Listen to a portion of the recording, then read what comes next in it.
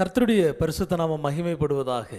ஆண்டவரும் இரட்சகரும் மீட்பரும் ஆகிய இயேசு கிறிஸ்துவின் விலையேறப்பெற்ற நாமத்தில் உங்களை நான் வாழ்த்துகிறேன். இந்த நாள் வாசிக்கும்படி தெரிந்து கொண்ட வேத பகுதி 1 யோவான் அதிகாரம் 3, 4, 5 மற்றும் 2 யோவான் 3 யோவான் ஆகிய அதிகாரங்களை நாம் வாசிக்கப் போகிறோம். என்னோடு கூட திருப்பிக் கொள்ளுங்கள். 1 யோவான் அதிகாரம் 3. நாம் தேவனுடைய பிள்ளைகள் என்று அழைக்கப்படுவதனாலே பிதாவானவர் நமக்கு பாராட்டின அன்பு எவ்வளவு பெரிதென்று பாருங்கள். உலகம் அவரை அறியாதபடியினாலே நம்மையும் அறியவில்லை. பிரியமானவர்களே, இப்பொழுது தேவனுடைய பிள்ளைகளாய் இருக்கிறோம். இனி எவ்விதமாய் இருப்போம் என்று இன்னும் வெளிப்படவில்லை. ஆகிலும் அவர் வெளிப்படும்போது அவர் இருக்கிற வண்ணமாகவே நாம் அவரை தரிசிப்பதினால் அவருக்கு ஒப்பாயிருப்போம் என்று அறிந்திருக்கிறோம். அவர் மேல் இப்படிப்பட்ட நம்பிக்கை வைத்திருக்கிறவன் எவனும் அவர் சுத்தமுள்ளவராய் இருக்கிறது போல தன்னையும் சுத்திகரித்து கொள்ளுகிறான். பாவம் செய்கிற எவனும் நியாயப்பிரமாணத்தை மீறுகிறான். நியாயப்பிரமாணத்தை மீறுகிறதே பாவம். அவர் நம்முடைய பாவங்களை சுமந்து தீர்க்க வெளிப்பட்டார் என்று அறிவீர்கள். அவரிடத்தில் பாவம் இல்லை. அவரில் நிலைத்திருக்கிற எவனும் பாவம் செய்கிறதில்லை. பாவம் செய்கிற எவனும் அவரை காணவும் இல்லை, அவரை அறியவும் இல்லை. பிள்ளைகளே, நீங்கள் ஒருவராலும் வஞ்சிக்கப்படாதிருங்கள். நீதியை செய்கிறவன் அவர் நீதி உள்ளவராய் இருக்கிறது போல தானும் நீதி உள்ளவனாய் இருக்கிறான். பாவம் செய்கிறவன் பிசாசினால் உண்டாயிருக்கிறான். ஏனெனில் பிசாசானவன் ஆதி முதல் பாவம் செய்கிறான். பிசாசனுடைய கிரியைகளை அழிக்கும்படிக்கே தேவனுடைய குமாரன் வெளிப்பட்டார். தேவனால் பிறந்த எவனும் பாவம் செய்யான். ஏனெனில் அவருடைய வித்து அவனுக்குள் இருக்கிறது. அவன் தேவனால் பிறந்தபடியினால் பாவம் செய்ய மாட்டான். இதனாலே தேவனுடைய பிள்ளைகள் இன்னாரென்றும் பிசாசின் பிள்ளைகள் இன்னாரென்றும் வெளிப்படும். நீதியை செய்யாமலும் தன் சகோதரனில் அன்பு கூறாமலும் இருக்கிற எவனும் தேவனால் உண்டானவன் அல்ல. நாம் ஒருவரில் ஒருவர் அன்பு கூற வேண்டும் என்பதே நீங்கள் ஆதி முதல் கேள்விப்பட்ட விசேஷமாய் இருக்கிறது. பொல்லாங்கனால் உண்டாயிருந்து தன் சகோதரனை கொலை செய்த காயினை போல் இருக்க வேண்டாம். அவன் எது நிமித்தம் அவனை கொலை செய்தான்? தன் கிரியைகள் பொல்லாதவைகளும் தன் சகோதரனுடைய கிரியைகள் நீதி உள்ளவர்களுமாய் இருந்தது நிமித்தம்தானே. என் சகோதரரே, உலகம் உங்களை பகைத்தால் ஆச்சரியப்படாதிருங்கள். நாம் சகோதரரிடத்தில் அன்பு கூறுகிறபடியால் மரணத்தை விட்டு நீங்கி ஜீவனுக்குட்பட்டிருக்கிறோம் என்று அறிந்திருக்கிறோம். சகோதரனிடத்தில் அன்பு கூறாதவன் மரணத்திலே நிலை கொண்டிருக்கிறான். தன் சகோதரனை பகைக்கிற எவனும் மனுஷ கொலைபாதகனாயிருக்கிறான். மனுஷ கொலைபாதகனவனோ அவனுக்குள் நித்திய ஜீவன் நிலைத்திராது என்று அறிவீர்கள்.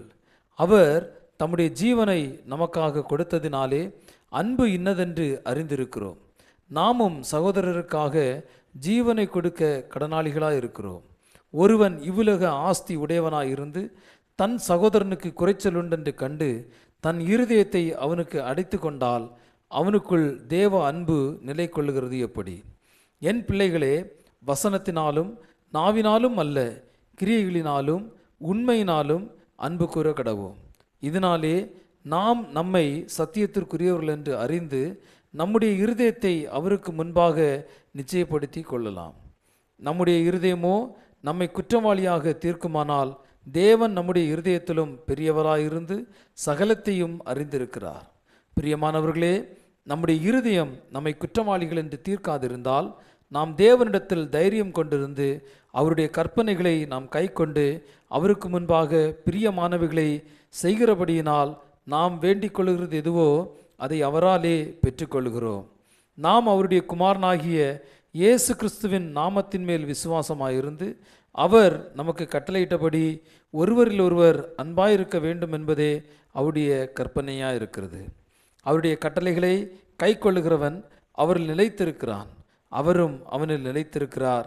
அவர் நம்ம நிலைத்திருக்கிறதை அவர் நமக்கு தந்தருளின ஆவியினாலே அறிந்திருக்கிறோம். அதிகாரம் 4. பிரியமானவர்களே, உலகத்தில் அநேகம் கள்ளத்தீர்க்கதரிசிகள் தோன்றியிருப்பதினால் நீங்கள் எல்லா ஆவிகளையும் நம்பாமல் அந்த ஆவிகள் தேவனால் உண்டானவைகளோ என்று சோதித்தறியுங்கள். தேவ ஆவியை நீங்கள் இதனாலே அறியலாம் என்றால் மாம்சத்தில் வந்த இயேசு கிறிஸ்துவை அறிக்கை பண்ணுகிற எந்த ஆவியும் தேவனால் உண்டாயிருக்கிறது. மாம்சத்தில் வந்த இயேசு கிறிஸ்துவை அறிக்கை பண்ணாத எந்த ஆவியும் தேவனால் உண்டானதல்ல.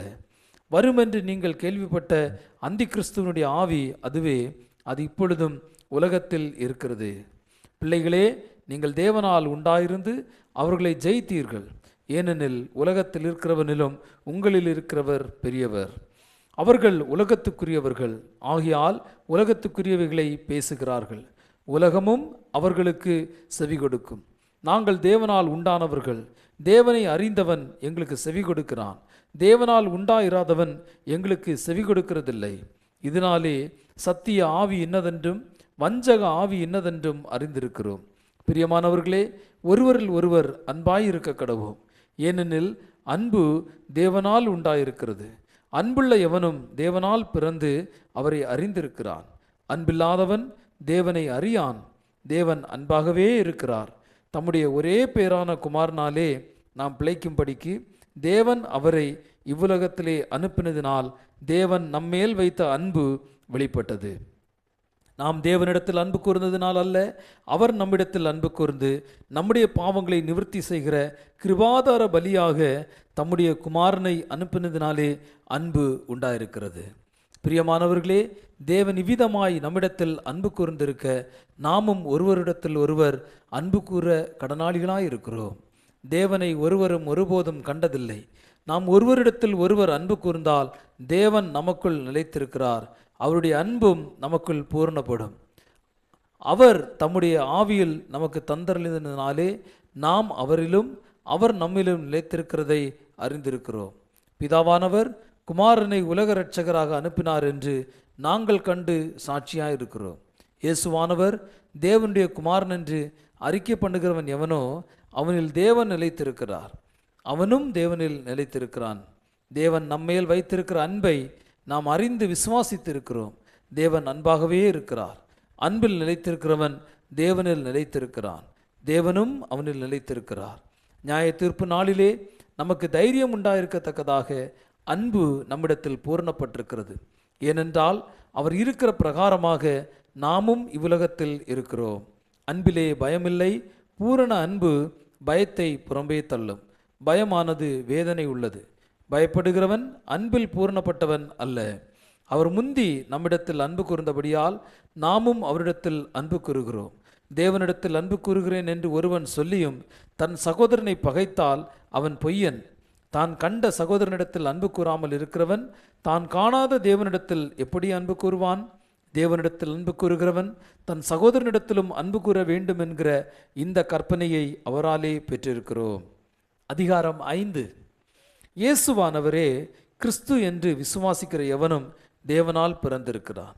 பிறப்பித்தவரிடத்தில் அன்பு கூறுகிற எவனும் அவரால் பிறப்பிக்கப்பட்டவனிடத்திலும் அன்பு கூறுகிறான். நாம் தேவனிடத்தில் அன்பு கூர்ந்து அவருடைய கற்பனைகளை கை கொள்ளும் போது தேவனுடைய பிள்ளைகளிடத்தில் அன்பு கூறுகிறோம் என்று அறிந்து கொள்ளுகிறோம். நாம் தேவனுடைய கற்பனைகளை கை கொள்ளுவதே அவரிடத்தில் அன்பு கூறுவதாம். அவருடைய கற்பனைகள் பாரமானவைகளும் அல்ல. தேவனால் பிறப்பதெல்லாம் உலகத்தை ஜெயிக்கும். நம்முடைய விசுவாசமே உலகத்தை ஜெயிக்கிற ஜெயம். இயேசுவானவர் தேவனுடைய குமாரன் என்று விசுவாசிக்கிறவனை அன்றி உலகத்தை ஜெயிக்கிறவன் யார்? இயேசு கிறிஸ்துவாகிய இவரே ஜலத்தினாலும் இரத்தத்தினாலும் வந்தவர். ஜலத்தினாலே மாத்திரமல்ல, ஜலத்தினாலும் இரத்தத்தினாலும் வந்தவர். ஆவியானவர் சத்தியமாகியால் ஆவியானவரே சாட்சி கொடுக்கிறார். பரலோகத்திலே சாட்சியிடுகிறவர்கள் மூவர், பிதா, வார்த்தை, பரிசுத்த ஆவி என்பவர்களே. இம்மூவரும் ஒன்றாயிருக்கிறார்கள். பூலோகத்திலே சாட்சியிடுகிறவர்கள் 3, ஆவி, ஜலம், இரத்தம் என்பவைகளே. இம்மூன்றும் ஒருமைப்பட்டிருக்கிறது. நாம் மனுஷருடைய சாட்சியை ஏற்றுக்கொண்டால் அதை பார்க்கலும் தேவனுடைய சாட்சி அதிகமாயிருக்கிறது. தேவன் தமது குமாரனை குறித்து கொடுத்த சாட்சி இதுவே. தேவனுடைய குமாரனிடத்தில் விசுவாசமாய் இருக்கிறவன் அந்த சாட்சியை தனக்குள்ளே கொண்டிருக்கிறான். தேவனை விசுவாசியாதவனோ தேவன் தம்முடைய குமாரனை குறித்து கொடுத்த சாட்சியை விசுவாசியாததினால் அவரை பொய்யராக்குகிறான். தேவன் நமக்கு நித்திய ஜீவனை தந்திருக்கிறார். அந்த ஜீவன் அவருடைய குமாரனில் இருக்கிறது என்பதே அந்த சாட்சியாம். குமாரனை உடையவன் ஜீவனை உடையவன். தேவனுடைய குமாரன் இல்லாதவன் ஜீவன் இல்லாதவன். உங்களுக்கு நித்திய ஜீவன் உண்டென்று நீங்கள் அறியவும் தேவகுமாரனுடைய நாமத்தின் மேல் நீங்கள் விசுவாசமாக இருக்கவும் தேவகுமாரனுடைய நாமத்தின் மேல் விசுவாசமாக இருக்கிற உங்களுக்கு இவைகளை எழுதியிருக்கிறேன். நாம் எதையாகிலும் அவருடைய சித்தத்தின்படி கேட்டால் அவர் நமக்கு செவி கொடுக்கிறார் என்பதே அவரை பற்றி நாம் கொண்டிருக்கிற தைரியம். நாம் எதை கேட்டாலும் அவர் நமக்கு செவி கொடுக்கிறார் என்று நாம் அறிந்திருந்தோமானால் அவரிடத்தில் நாம் கேட்டவைகளை பெற்றுக்கொண்டோம் என்றும் அறிந்திருக்கிறோம். மரணத்திற்கு ஏதுவல்லாத பாவத்தை தன் சகோதரன் செய்ய ஒருவன் கண்டால் அவன் வேண்டுதல் செய்ய கடவன், அப்பொழுது அவனுக்கு ஜீவனை கொடுப்பார். யாருக்கென்றால் மரணத்துக்கு ஏதுவல்லாத பாவத்தை செய்கிறவர்களுக்கு. மரணத்துக்கு ஏதுவான பாவம் உண்டு, அதை குறித்து வேண்டுதல் செய்ய நான் சொல்லேன். அநீதியெல்லாம் பாவம்தான் என்றாலும் மரணத்துக்கு ஏதுவல்லாத பாவம் உண்டு. தேவனால் பிறந்த எவனும் பாவம் செய்யான் என்று அறிந்திருக்கிறோம். தேவனால் பிறந்தவன் தன்னை காக்கிறான், பொல்லாங்கன் அவனை தொடான். நாம் தேவனால் உண்டாயிருக்கிறோம் என்றும் உலகம் முழுவதும் பொல்லாங்கனுக்குள் கிடக்கிறதென்றும் அறிந்திருக்கிறோம். அன்றியும் நாம் சத்தியமுள்ளவரை அறிந்து கொள்வதற்கு தேவனுடைய குமாரன் வந்து நமக்கு புத்தியை தந்திருக்கிறார் என்றும் அறிவோம். அவருடைய குமாரனாகிய இயேசு கிறிஸ்து எண்ணப்பட்ட சத்தியமுள்ளவருக்குள்ளும் இருக்கிறோம். இவரே மெய்யான தேவனும் நித்திய ஜீவனுமாய் இருக்கிறார். பிள்ளைகளே, நீங்கள் விக்கிரகங்களுக்கு விலகி உங்களை காத்துக்கொள்வீர்களாக. ஆமேன். அப்போஸ்தலனாகிய யோவான் எழுதின 2ஆம் நிருபம். நமக்குள் நிலை நிற்கிறதும் என்றென்றைக்கும் நம்மோடு இருப்பதுமாகிய சத்தியத்தின் நிமித்தம் நான் மாத்திரமல்ல, சத்தியத்தை அறிந்திருக்கிற யாவரும் சத்தியத்தின்படி நேசிக்கிறவர்களும் தெரிந்து கொள்ளப்பட்டவர்களுமாகிய அம்மாளுக்கும் அவளுடைய பிள்ளைகளுக்கும் மூப்பனாகிய நான் எழுதுகிறதாவது, பிதாவாகிய தேவனாலும் பிதாவின் குமாரனாய் இருக்கிற கர்த்தராகிய இயேசு கிறிஸ்துவினாலும் கிருபையும் இரக்கமும் சமாதானமும் சத்தியத்தோடும் அன்போடும் கூட உங்களோடு இருப்பதாக. பிதாவினால் நாம் பெற்ற கற்பனையின்படியே உம்முடைய பிள்ளைகளில் சிலர் சத்தியத்திலே நடக்கிறதை நான் கண்டு மிகவும் சந்தோஷப்பட்டேன். இப்பொழுதும் அம்மாளே, நாம் ஒருவரில் ஒருவர் அன்பு கூற வேண்டும் என்று உமக்கு புதிய கற்பனையாக எழுதாமல் ஆதி முதல் நமக்கு உண்டாயிருக்கிற கற்பனையாக எழுதி உம்மை வேண்டிக் கொள்கிறேன். நாம் அவருடைய கற்பனைகளின்படி நடப்பதே அன்பு. நீங்கள் ஆதி முதல் கேட்டிருக்கிறபடி நடந்து கொள்ள வேண்டிய கற்பனை இதுவே. மாம்சத்தில் வந்த இயேசு கிறிஸ்துவை அறிக்கை பண்ணாத அநேக வஞ்சகர் உலகத்திலே தோன்றியிருக்கிறார்கள். இப்படிப்பட்டவனே வஞ்சகனும் அந்தி கிறிஸ்துவுமாய் இருக்கிறான். உங்கள் செய்கைகளின் பலனை இழந்து போகாமல் பூரண பலனை பெறும்படிக்கு எச்சரிக்கையாயிருங்கள். கிறிஸ்துவின் உபதேசத்தில் நீங்கள் நிலைத்திராமல் மீறி நடக்கிற எவனும் தேவனை உடையவன் அல்ல.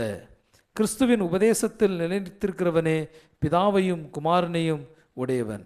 ஒருவன் உங்களிடத்தில் வந்து இந்த உபதேசத்தை கொண்டு வராமல் இருந்தால் அவனை உங்கள் வீட்டிலே ஏற்றுக்கொள்ளாமலும் அவனுக்கு வாழ்த்துதல் சொல்லாமலும் இருங்கள்.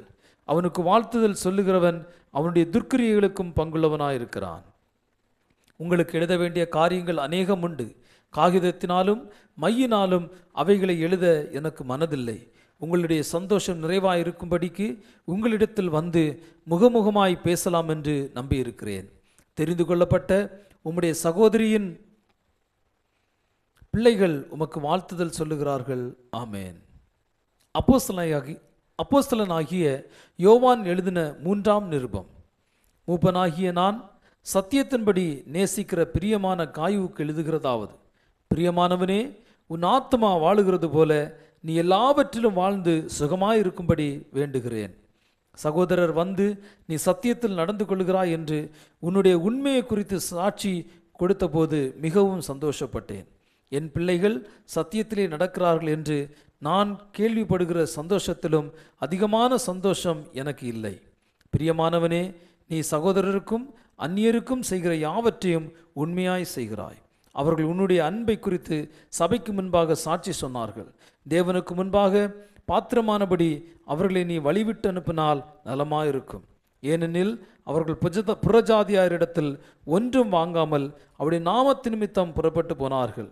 ஆகையால் நாம் சத்தியத்திற்கு உடன் வேலையாட்களாய் இருக்கும்படி அப்படிப்பட்டவர்களை சேர்த்து கொள்ள கடனாளிகளாய் இருக்கிறோம். நான் சபைக்கு எழுதினேன், ஆனாலும் அவர்களில் முதன்மையாக இருக்க விரும்புகிற திபேத்திரேயு எங்களை ஏற்றுக்கொள்ளவில்லை. ஆனபடியால் நான் வந்தால் அவன் எங்களுக்கு விரோதமாய் பொல்லாத வார்த்தைகளை அலப்பி செய்து வருகிற கிரியைகளை நினைத்து கொள்வேன். அவன் இப்படி செய்து வருவதும் போதாமல் தான் சகோதரரை ஏற்றுக்கொள்ளாமலும் இருக்கிறதுமன்றி ஏற்றுக்கொள்ள மனதாக இருக்கிறவர்களையும் தடை செய்து சபைக்கு புறம்பே தள்ளுகிறான். பிரியமானவனே, நீ தீமையானதை பின்பற்றாமல் நன்மையானதை பின்பற்று. நன்மை செய்கிறவன் தேவனால் உண்டாயிருக்கிறான், தீமை செய்கிறவன் தேவனை காணவில்லை. தீமைத்திரியு எல்லாராலும் நற்சாட்சி பெற்றதும் அல்லாமல் சத்தியத்தாலும் நற்சாட்சி பெற்றவன். நாங்களும் சாட்சி கொடுக்கிறோம், எங்கள் சாட்சி மெய்யென்று அறிவீர்கள். எழுத வேண்டிய காரியங்கள் அநேகம் உண்டு, ஆனால் மையினாலும் இறகினாலும் எழுத எனக்கு மனதில்லை. சீக்கிரமாய் உன்னை காணலாம் என்று நம்பியிருக்கிறேன், அப்பொழுது முகமுகமாய் பேசிக்கொள்வோம். உனக்கு சமாதானம் உண்டாவதாக. சிநேகிதர் உண்டு வாழ்த்துதல் சொல்லுகிறார்கள், சிநேகிதரை பேர் பேராக வாழ்த்துவாயாக.